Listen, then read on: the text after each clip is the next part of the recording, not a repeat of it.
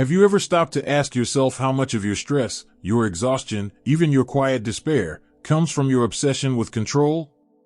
I'm not just talking about external things, work schedules, paying bills on time, keeping the kids' lives perfectly organized. No, I'm talking about that deeper, quieter obsession. The one that demands certainty. The one that insists on knowing exactly who you are, what you want, and where you'll be 5 years from now. It's that voice in your head saying, if I don't have all the answers, I'm failing.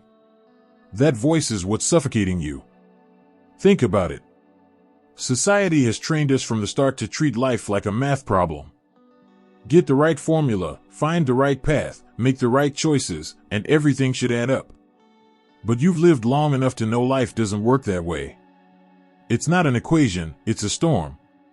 And no matter how many apps you download, how many plans you draw up, how many schedules you color code, the storm doesn't obey you.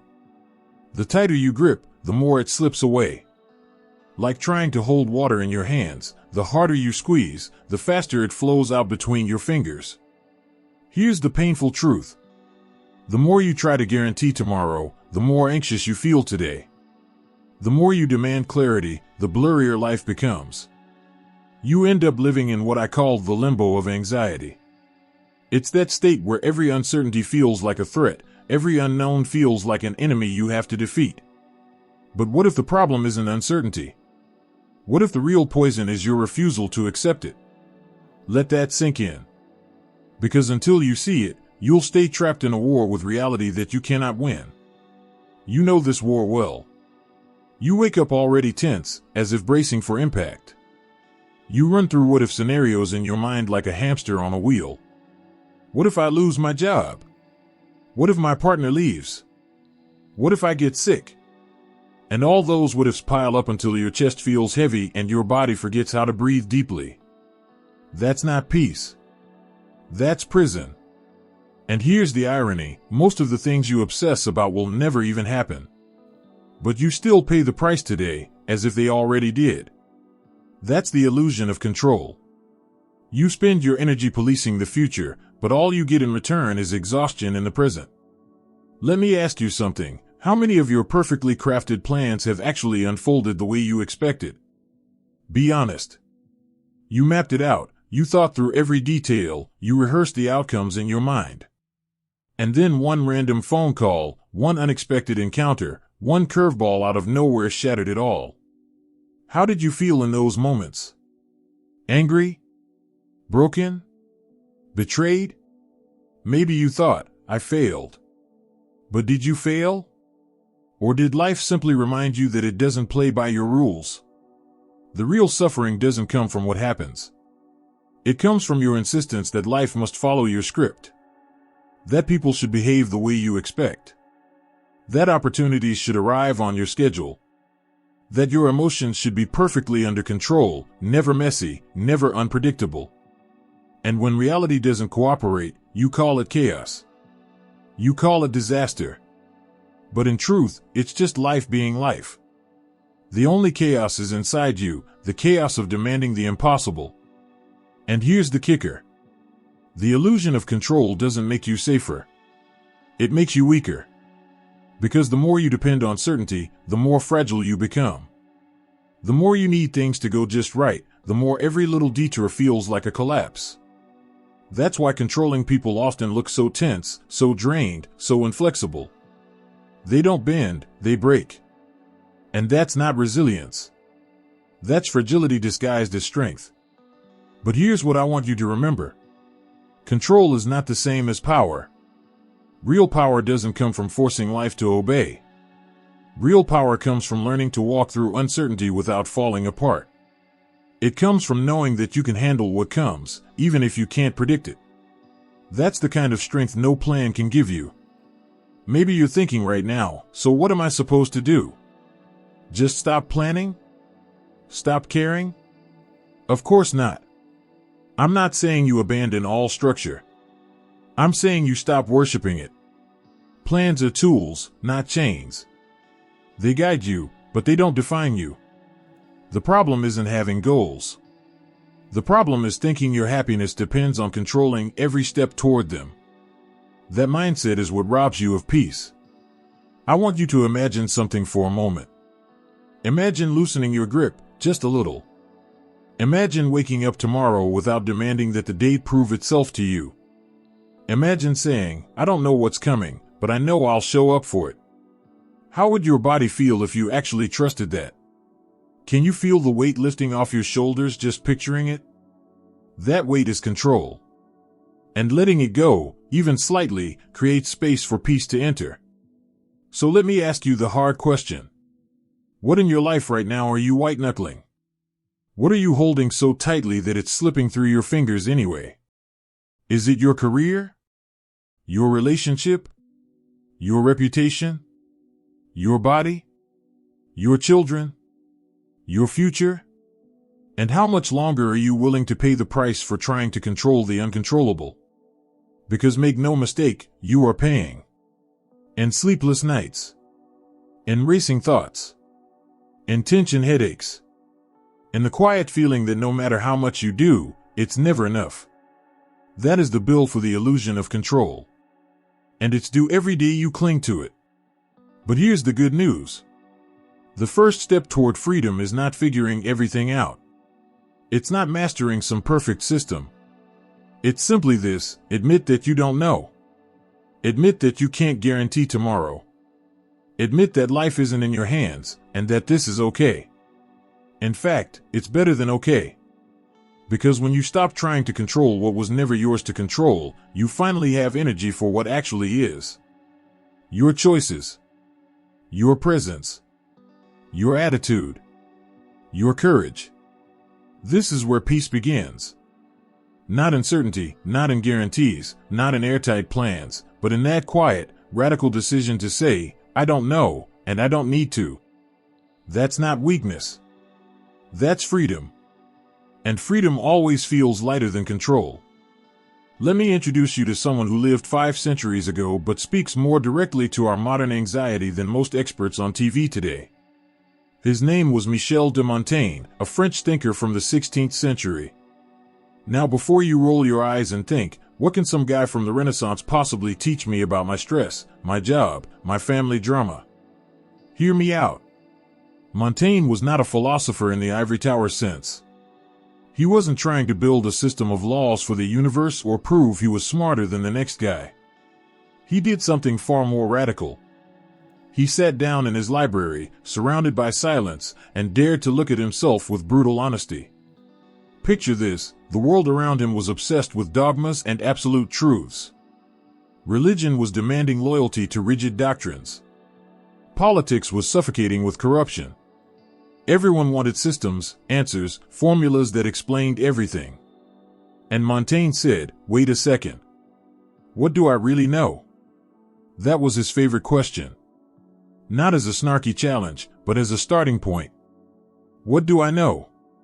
He kept asking it because he realized that pretending to know everything was not wisdom, it was arrogance. And he refused to live under that mask. This is where Montaigne's relevance hits home for you and me. Because look around today. Our world may not look like his, but the obsession with certainty hasn't gone anywhere. In fact, it's only gotten louder. Social media rewards hot takes. News networks demand you take a side immediately. At work, you're expected to have a plan, a vision, a clear identity, and God forbid you admit, I don't know. We live in a culture where confidence often trumps truth, where pretending is rewarded more than honesty. But Montaigne? He offers us the opposite. He whispers through history, it's okay not to know. Imagine the relief in that. You don't need to hold it all together. You don't need to play the role of the person with the flawless answers. You don't need to know exactly who you are in every season of your life. Montaigne believed that to admit ignorance was not to fail, it was to be free. Free from the exhausting performance of trying to be complete, unshakable, impenetrable. Free from the lie that you need to project certainty in order to be respected. Now let me ask you something. How often do you feel pressure to fake it? At work, do you nod along in meetings when deep down you're unsure? In your relationships, do you pretend to be steady when you're full of doubt inside? Do you post on Instagram as if everything is clear and shining while you're falling apart privately? That's the mask Montaigne refused to wear. And that's the mask you can start taking off. What made him unique wasn't that he had some hidden treasure of answers. It was that he turned his life into a mirror. He wrote about his fears, his inconsistencies, his contradictions, not to impress anyone, but to tell the truth. To himself first. And here's what's shocking, he didn't view contradiction as failure.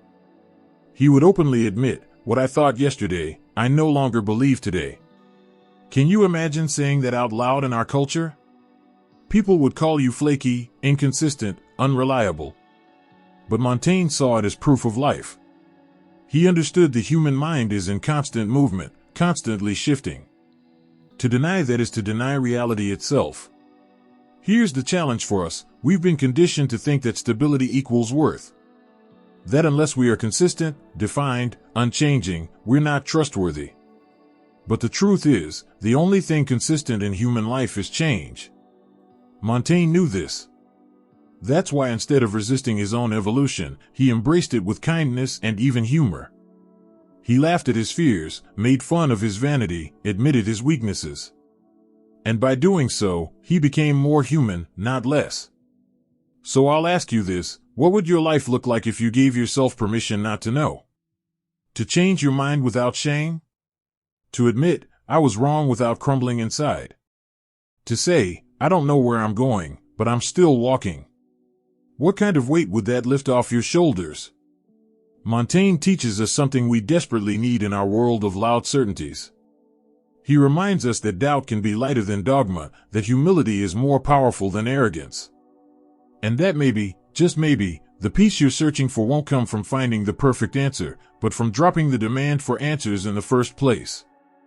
Because let's be honest, certainty is often just a disguise. When someone is 100% sure, pounding the table with their opinion, you can almost smell the fear underneath. The fear of not knowing. The fear of looking weak.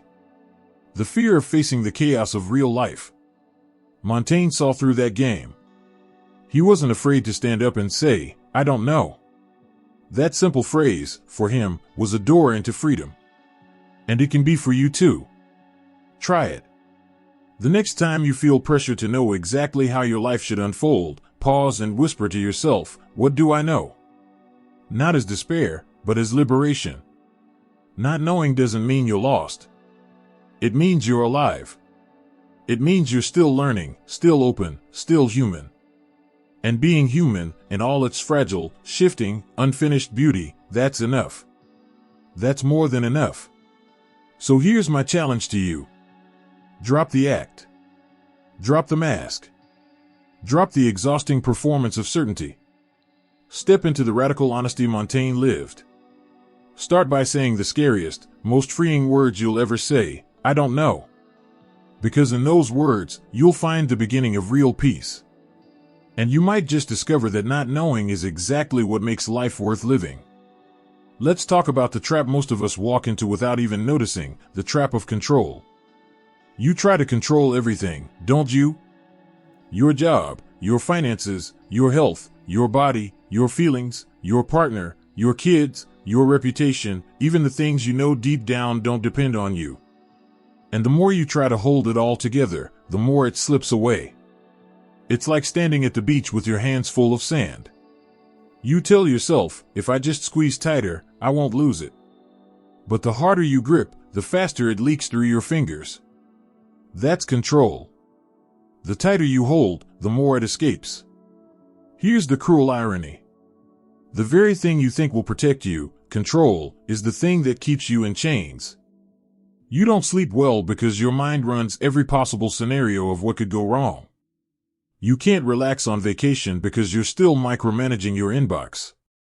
You don't enjoy the moment with your kids because you're too worried about their future. You don't listen fully to your partner because you're already preparing the perfect response.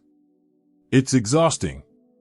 And let's be honest, how much joy have you lost in your life because you were too busy predicting disasters that never happened? Psychologists today would tell you that at the root of anxiety is fear of the unpredictable. And Montaigne, writing centuries before the word psychology even existed, understood that perfectly. He saw that our suffering doesn't just come from events themselves, but from our futile struggle against them. Think about it. It's not just losing a job that hurts, it's the weeks, maybe months, you spend fearing you might lose it. It's not just the fight with your spouse, it's the endless rehearsal in your mind of how badly it could go. Most of the pain you carry is not from what happens, but from what might happen. You live in a constant state of alert, like a soldier at war. Except the enemy isn't real. The enemy is your imagination. And once you're in this cycle, it feeds itself. The more anxious you feel, the more you crave control. The more control you try to exercise, the more frustrated you become when life refuses to play along. That frustration creates more anxiety. And round it goes. A vicious loop that drains your energy, tightens your chest, and leaves you feeling powerless. Tell me, how many times have you said, if I can just get through this, then I'll feel better? And then this passes, and your mind immediately finds the next threat. That's not peace. That's a treadmill. And no matter how fast you run, you never arrive. Let me give you a concrete example. Maybe you've planned a family vacation. You've been working hard, saving up, picturing it in your head for months. You want it to be perfect, because you think, finally, we'll relax. So you plan the flights, the hotels, the meals, the activities. You pack every possible item just in case. And then the flight gets delayed. The hotel doesn't look like the photos. The kids complain. And instead of enjoying what's in front of you, you're furious that the plan fell apart. That's the trap. You were so attached to control that you missed the point of the vacation, to be present, to recharge, to connect. The vacation didn't fail. The plan did. And because you tied your piece to the plan, you walked away feeling defeated. This happens in relationships too. You try to control how your partner reacts, what your kids feel, what your coworkers think of you. You rehearse conversations in your head, imagining every possible outcome. But here's the truth, you can't control any of it. You can't control how someone else feels about you. You can't control if they'll stay or leave. You can't control if they'll like you, respect you, or understand you. And the more you try, the more distance you create. Because people feel when you're trying to manage them, and it pushes them away. Control doesn't create closeness, it creates walls. And yet, we keep clinging to it, as if letting go would mean chaos. But Montaigne pointed out something radical. He said that by resisting the flow of life, by demanding it bend to your will, you actually increase your suffering. And the proof is all around us. Have you noticed that the people who seem the most controlling are often the most tense? They're rarely relaxed. Their bodies are rigid. Their conversations are defensive. Their energy is heavy. That's not peace. That's prison. And the key to that prison isn't more control, it's surrender. Not resignation, not giving up, but the conscious choice to accept what you cannot hold. Now I know what you're thinking. So you're saying I should just stop caring? Stop planning? Stop trying? No. Planning is fine. Goals are fine. Structure is fine. But when you confuse planning with control, you lose. A plan should be a guide, not a guarantee. Life will interrupt it. And that's not a mistake, that's reality. When you expect your plan to go perfectly, you set yourself up for disappointment. When you accept that life will shift, you create space for resilience. Here's the shift Montaigne offered, and it's just as relevant today as it was then. Instead of treating uncertainty as the enemy, treat it as the teacher. Instead of exhausting yourself in a war against unpredictability, learn to walk with it. Imagine if instead of bracing against every unknown, you could look at it with curiosity. Instead of, what if this ruins everything, you could ask, what if this teaches me something? That small change in perspective transforms anxiety into possibility. And that's the doorway out of the trap. So I'll leave you with this question. What's one area of your life right now where you're clinging hardest to control? Where you're losing sleep, draining your energy, or pushing people away. And what would happen if, just for one day, you loosened your grip? I'm not saying let everything collapse. I'm saying try walking through that day without needing it all to bend to your will. See what happens. Because when you stop trying to dominate what was never yours to dominate, something powerful shifts. The tension in your shoulders eases. The chatter in your mind quiets. And for the first time in a long time, you can breathe. That's not failure. That's freedom. Now let's take this conversation deeper. If control traps us, what frees us? Montaigne gave us a tool that sounds simple but takes courage, learning to observe yourself. Not in the way most of us do, where we criticize every flaw, replay mistakes, and judge ourselves into paralysis. No, Montaigne practiced something different. He turned self-reflection into a ritual, almost like meditation. He looked at his own mind with the curiosity of a scientist and the honesty of a confessor. He didn't write to prove himself right. He wrote to see himself clearly, contradictions and all. Think about how rare that is today. Most of the time when we look at ourselves, it's through a filter. We scroll through social media and compare. We analyze ourselves in the mirror and nitpick. We rehearse conversations in our heads, not to understand our feelings but to win imaginary arguments. That's not self-observation. That's self-punishment. And it leaves you stuck in shame, guilt, and exhaustion. Montaigne shows us another way. He reminds us that looking inward isn't about building a case against yourself. It's about telling the truth, even when the truth is messy. Montaigne would sit alone, pen in hand, and let his thoughts spill out. He admitted when he was afraid. He admitted when he changed his mind. He admitted when he contradicted himself. And he didn't see those contradictions as failure. He saw them as evidence that he was alive, that his mind was moving, that he was still becoming. That kind of honesty is liberating. Because when you stop pretending, you drop the mask. And dropping the mask is the first step to peace. I want you to picture this in your own life. Imagine if, instead of criticizing yourself for not being perfect, you simply noticed what was happening inside you. Imagine if, instead of saying, I shouldn't feel this way, you said, this is how I feel right now. No judgment, just recognition. That's not weakness. That's strength. Because only when you admit what's real can you begin to transform it. You can't change what you refuse to face. And you can't heal what you keep denying. Let me give you an example. Maybe you feel jealous of a friend's success. Your instinct might be to shove that feeling down because it looks ugly, because you're ashamed to admit it. But Montaigne would say, write it down. Own it. Look at it. When you name it, the shame dissolves. You realize jealousy doesn't mean you're a bad person. It just means you're human. And when you see it clearly, you can ask, what does this jealousy teach me? What do I actually want for myself? Suddenly the feeling becomes a doorway to understanding, not a wall of shame. That's the genius of Montaigne. He knew that self-observation dissolves shame. Because shame thrives in secrecy, in the shadows. The moment you shine a light on it, it shrinks. And when you realize that everything inside you, your doubts, your impulses, your contradictions, is part of being human, you stop fighting yourself. You stop wasting energy pretending to be an idealized version of yourself. And you start living as you actually are. That's where freedom begins. But here's the warning. Self-observation is not about self-indulgence. It's not sitting around wallowing in your flaws or glorifying your pain. It's not turning inward just to get stuck in analysis. It's about honesty with compassion.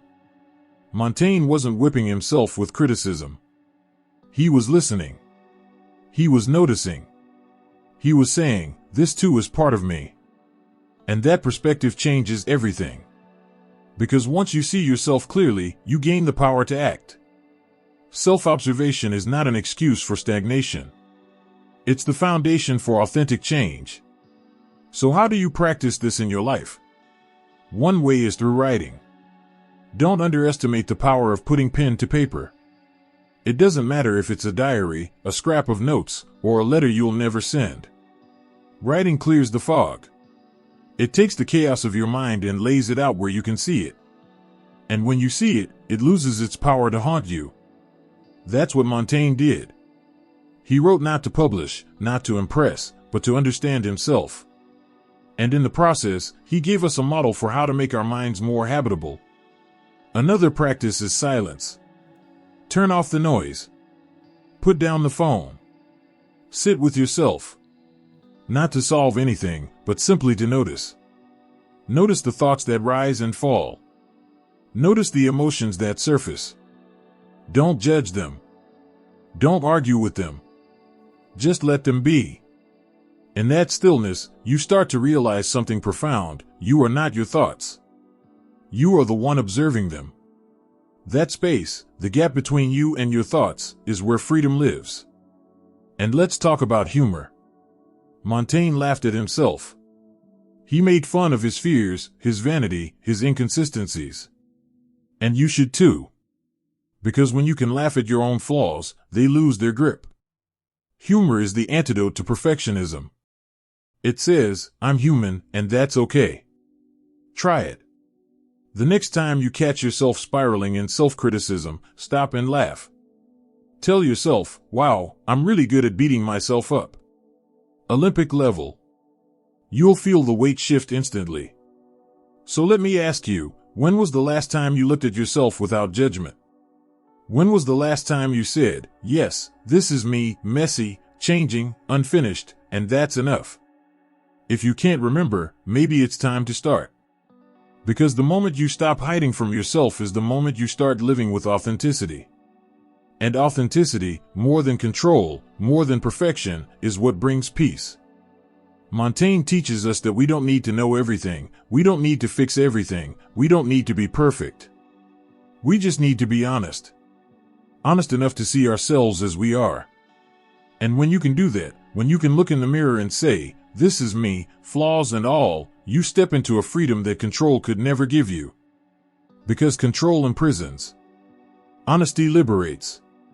And the practice of self-observation is how you get there. Let's be honest. Most of your fears are about change. The fear of losing your job. The fear of your relationship ending. The fear of your kids growing up and leaving. The fear of getting older. The fear of things not staying the way they are right now.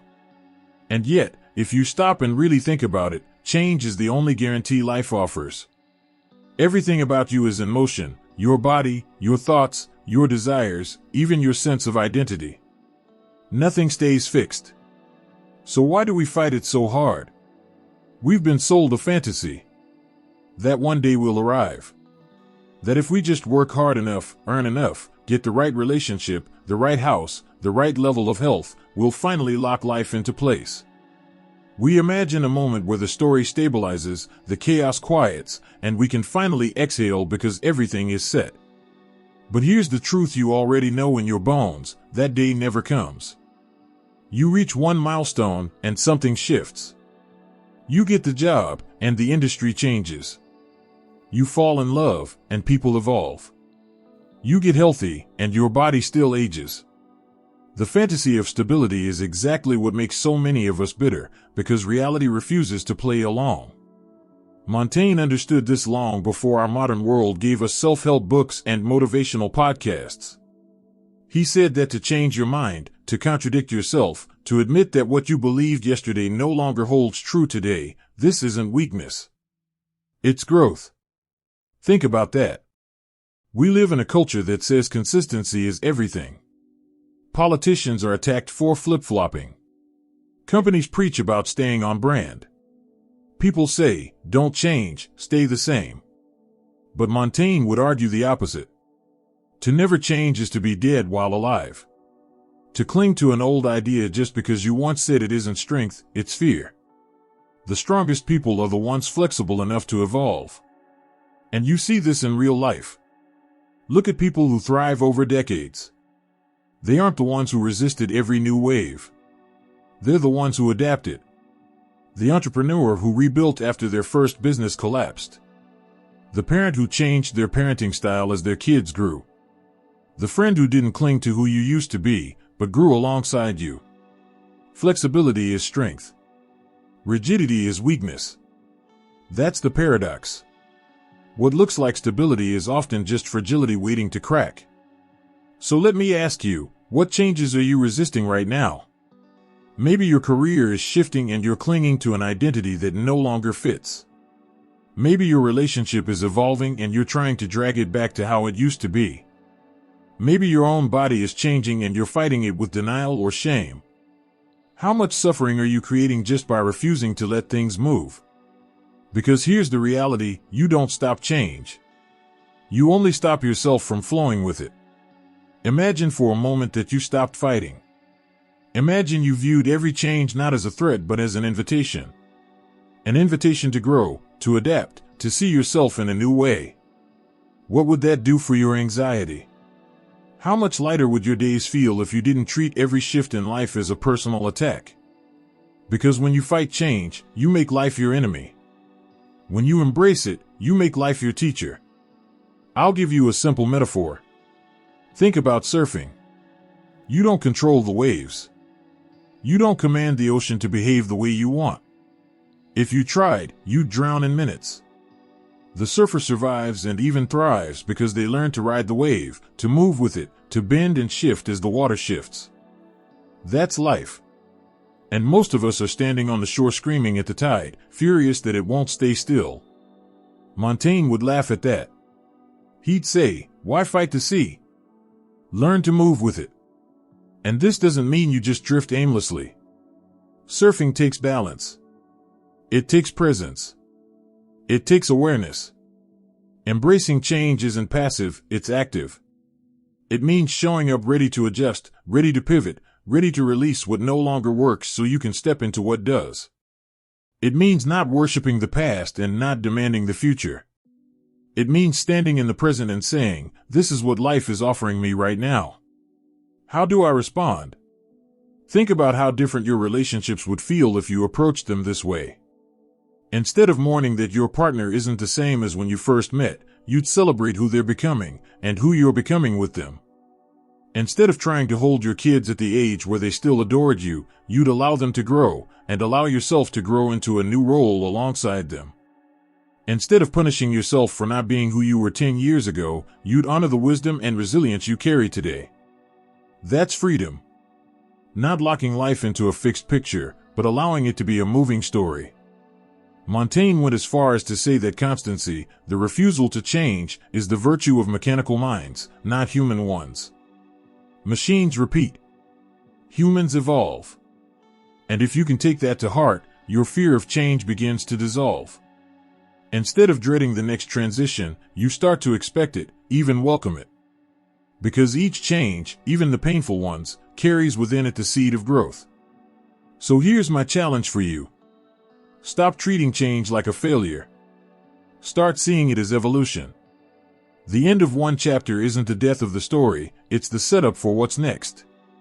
What you lose today might clear the space for what you truly need tomorrow. And when you adopt that mindset, something shifts. You no longer waste your energy trying to dam the ocean. You ride the wave. You bend without breaking. You grow instead of withering. This is what Montaigne understood centuries ago, and it's what you and I need to understand today. Life doesn't demand you stay the same. It demands you stay alive, which means moving, shifting, becoming. And when you embrace that truth, you stop being a prisoner of fear. You stop clinging to old versions of yourself. You step into freedom, the freedom to change, to evolve, to live without apology for not being who you were yesterday. Because the real tragedy isn't change. The real tragedy is refusing to change and missing out on the life that's waiting for you. At this point, you've probably realized something you've known deep down for years. You don't really control much of anything. Not the future. Not other people. Not the twists and turns of life. And the more you've tried to fight that truth, the more anxious and exhausted you've become. But here's the good news, the very thing you've been avoiding, the unknown, the uncertainty, the unpredictability, that's where your freedom lives. When you let go of the illusion of control, you don't lose power. You gain peace. And peace is the thing you've been chasing all along. Think about how you usually live. You create spreadsheets in your head. Emotional checklists. You say, if this happens, then I'll be okay. If I can just control that, then I'll feel secure. But life doesn't follow your spreadsheet. People change their minds. Plants fall apart. Bodies age. Opportunities vanish. Feelings shift. And none of that is a mistake. It's just life doing what life has always done, flowing, moving, reshaping itself. Your suffering comes not from the changes themselves, but from your resistance to them. From the belief that life owes you stability. From the demand that the sea stop moving so you can stand still on the shore. But the sea doesn't stop. And once you accept that, you can stop fighting and start swimming. Montaigne understood this centuries ago. He realized that living well wasn't about controlling the world but about flowing with it. He accepted that his thoughts would contradict themselves, that his feelings would shift, that his identity would keep changing. He saw that clinging to certainty was like trying to hold smoke in your hands. And instead of panicking, he laughed at it. He surrendered not in defeat but in wisdom. And that's the same invitation waiting for you right now. So what does letting go actually look like? It looks like questioning your certainties instead of clinging to them. The moment you feel 100% sure, pause and ask yourself, is this really true? Or am I just afraid of not knowing? It looks like writing down your thoughts instead of letting them torment you in silence. Get them on paper, where they stop swirling and start making sense. It looks like planning with open hands, knowing the plan might change and being ready to adapt without calling it failure. It looks like laughing at your flaws instead of hiding them. Smiling at your contradictions instead of punishing yourself for them. And it looks like carving out moments of silence where you let yourself just be, no phone, no to-do list, no performance. Just you, breathing, noticing, existing. And what comes out of that? Freedom. The kind of freedom you can't buy, can't earn, can't fake. The freedom to be yourself without needing to have every answer. The freedom to show up in relationships without having to control how the other person sees you. The freedom to enjoy today without needing to guarantee tomorrow. The freedom to face change without crumbling under it. The freedom to say, I don't know, and that's okay. That's not weakness. That's the highest form of strength. But I want you to really hear this, because it's easy to nod along and harder to live it. Letting go doesn't mean giving up. It doesn't mean drifting through life with no effort, no direction. It means putting your energy where it matters, into your choices, your presence, your courage, instead of wasting it on things you can never control. It means taking responsibility for yourself while releasing the impossible responsibility of controlling the world. That's not passivity. That's wisdom. Imagine the difference this could make in your daily life. Instead of losing sleep over what your boss might say tomorrow, you rest because you know you'll face it when it comes. Instead of panicking when plans change, you adjust with flexibility, even curiosity. Instead of exhausting yourself trying to be perfect for everyone else, you walk into the room as you are, messy, real, alive. That's freedom. And that freedom feels like breathing deeply for the first time in years. So let me ask you right now, what in you still resists the unknown? What's the thing you grip so tightly, even though it keeps slipping away? Is it your career path? Your relationship? Your reputation? Your health? And what would happen if you loosened your grip? What would happen if you stopped demanding guarantees and started trusting that you can handle whatever comes? What kind of weight would lift off your chest if you finally said, I don't know, and I don't need to? Because that's the moment peace begins. Not when life stabilizes. Not when everything falls perfectly into place. But when you accept that you don't have to control it in order to live it. In the end, Montaigne didn't just want us to survive uncertainty. He wanted us to dance with it. He wanted us to see that life isn't a problem to be solved but a story to be lived. That you don't need to know the ending to enjoy the chapter you're in right now. That your worth isn't measured by your stability but by your authenticity. That real peace doesn't come from controlling life but from participating in it fully, with open hands and an open heart. So here's my closing challenge to you. Let go. Let go of the illusion that you need to have all the answers. Let go of the pressure to predict every outcome. Let go of the belief that change is your enemy. And instead, step into the freedom Montaigne discovered centuries ago. The freedom to live without the weight of control. The freedom to laugh at your flaws, embrace your contradictions, and walk through uncertainty with courage. Because when you do, something incredible happens. Anxiety loosens its grip. Peace takes root. And for the first time in a long time, you feel light enough to live, not tomorrow, not someday, but now. Thank you for staying with me until the end of this journey. I know your time is valuable. If this message spoke to you, if it gave you even one moment of clarity or peace, I'd be grateful if you'd let me know. A simple like, a comment with your thoughts, or subscribing to the channel helps this community grow, and it helps more people who might need these words to find them. Share your reflections below, I do read them. I'll see you in the next chapter. Until then, take care of your peace.